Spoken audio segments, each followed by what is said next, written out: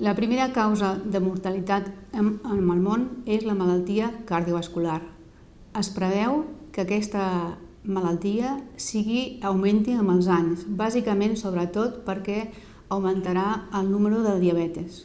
S'ha vist en multitud d'estudis que la primera causa que desenvolupa l'arteriosclerosi és el colesterol dolent, és a dir, el colesterol LDL.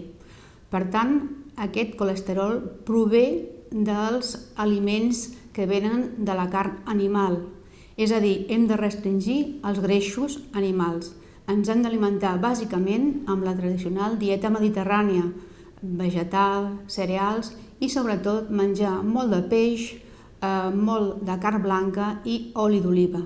Però no n'hi ha prou amb reduir el colesterol. A més, hem de fer exercici físic, com a mínim 3 hores setmanals. Hem d'evitar el sobrepès.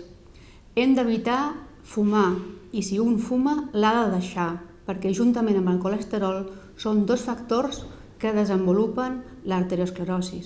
Hem de controlar la tensió arterial, hem de controlar la diabetes, el sucre. Per tant, hem de fer un control global del pacient.